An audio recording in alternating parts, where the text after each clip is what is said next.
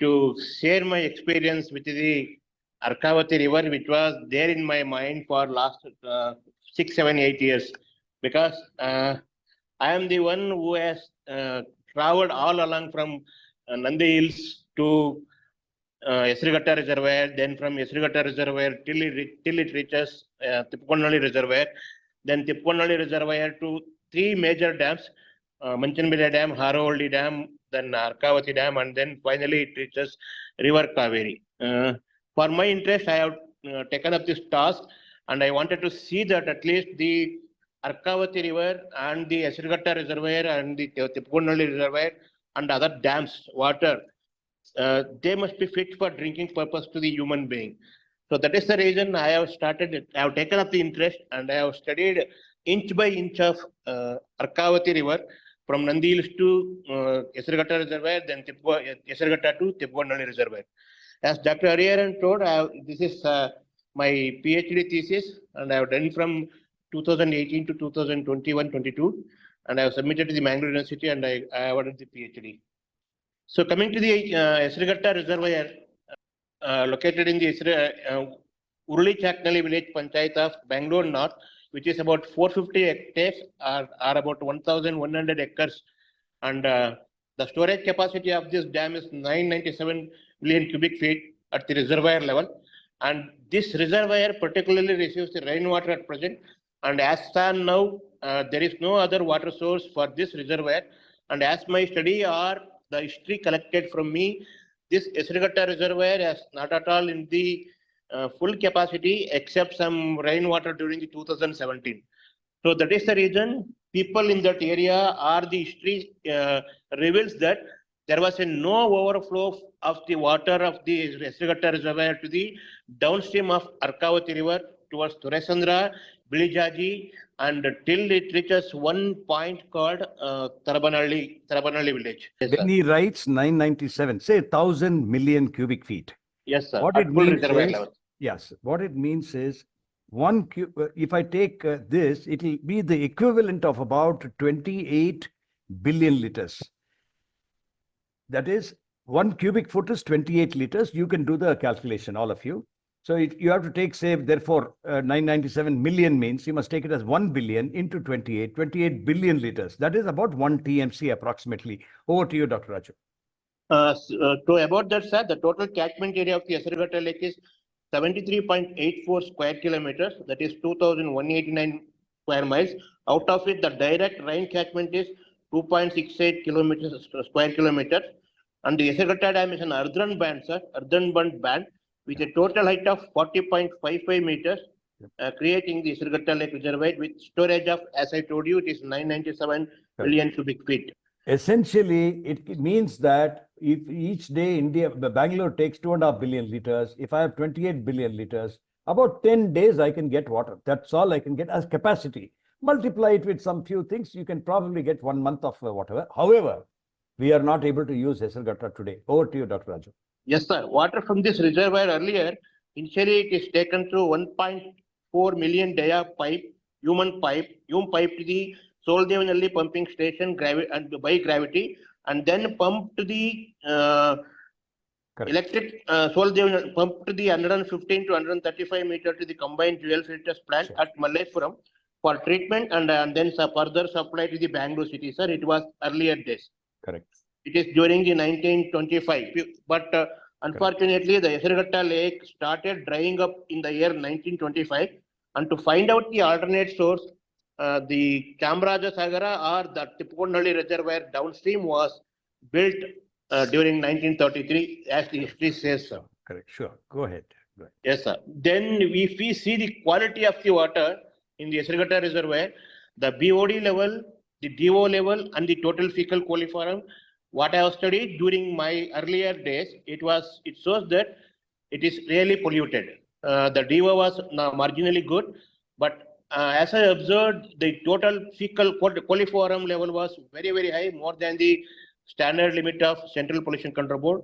And this is, I think, the entry of sewage after the origin at Nandi Hills, because after the Nandi Hills, it flows through Gauribidnur Taluk, part of Gauribidnur Taluk, and part of upstream side of that Hesraghatta reservoir of about 100 tanks, something like that. So through this channel, maybe there is a entry of sewage. So the total fecal coliform in the Hesraghatta reservoir is not meeting the standard, and that is the reason it is classified as D in the as per the Central Pollution Control Board, and that is fit for wildlife and other purpose. So that is the quality of the Hesraghatta reservoir in most of my study period. And it is the Google map. It shows the path of Hesraghatta reservoir. You can see in one of the photo it is called Cody. So wherein there is no flow at all. The reservoir till Soladevanalli pumping station, and the other this one is it is totally dried. These are all the photos which I have taken during my visit to the Hesraghatta reservoir. It is almost downstream of the Hesraghatta reservoir is totally dry. Whatever may be the rainy season or whatever may be the rainfall in those areas. It is really wondering because there is no overflow of the Hesraghatta reservoirs to the Arkavati river. This is very, very interesting because I have not find any rainwater or I have not find any overflow from the Hesraghatta reservoir to the Arkavati river, because Arkavati river after Hesraghatta it starts flowing downside now towards the south side. Called one village is called Bilijaji village, then Torenagasandra, then Hesraghatta. In between this, there is a entry of some sewage from these villages, but that sewage is also most of the time it will drain up before it further goes down. Arkavati river path from Bilijaji to Tarabanalli confluence point, I have shown in my Google map. Next slide.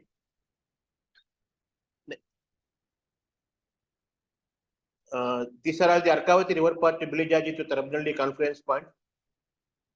And then from here, the very interesting point of Arkavati river starts, because as I shown you in my map there is a village called Tarabanalli in the Arkavati belt, wherein we can found some water there due to the entry of the sewage or the rainwater from 3 major lakes in that area.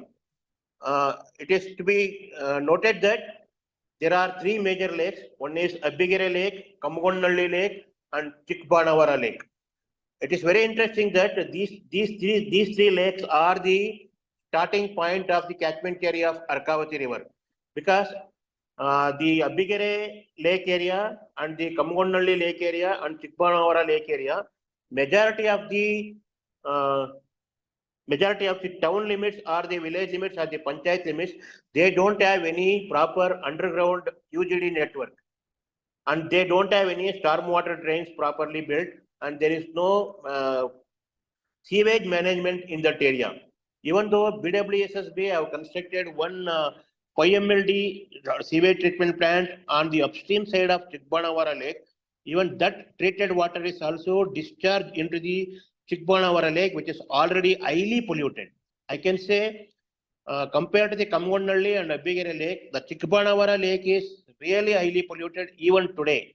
It is receiving the most of the sewage from the surrounding apartments and the village and other unorganized sectors of the UGD network, wherein we can find that lot of plastic waste, lot of chicken, mutton, and other waste are thrown by the people who are passing there in the Thippagondanahalli Lake bed area to the lake. Because of this, it is highly polluted.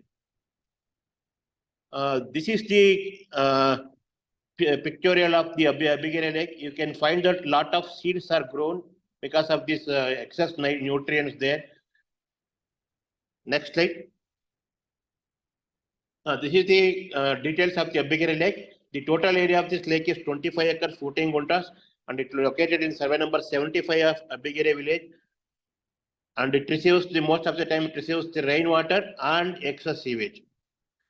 See, the factors affecting the degradation of the lakes is, as I explained you, it is mainly the sewage, and we can see lot of weeds there, and other plants, thereby reducing the depth and catchment area of the tank.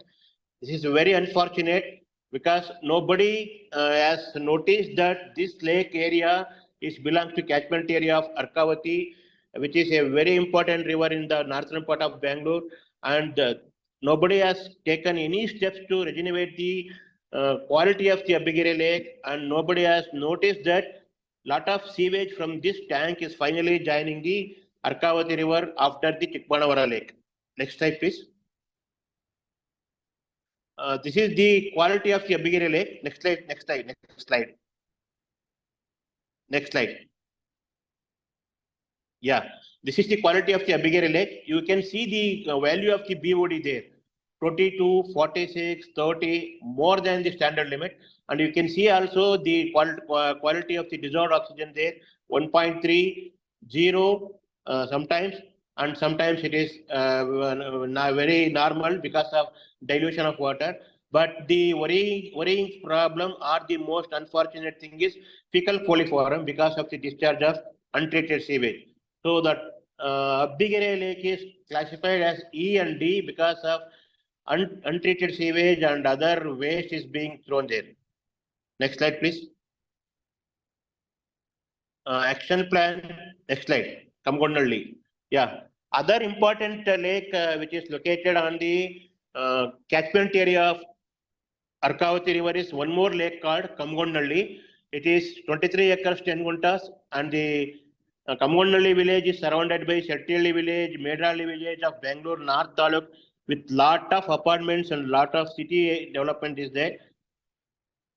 And inflow from the southeastern side, it is Sai Krupa layout, Jalalli area, Raghavendra layout, and Thippagondanahalli area. But outflow from the Thippagondanahalli lake is southwestern side. Finally, it joins Abhigiri lake, Thippagondanahalli lake, Gudlalli lake, and it joins to, after Thippagondanahalli lake, it joins Thippagondanahalli lake.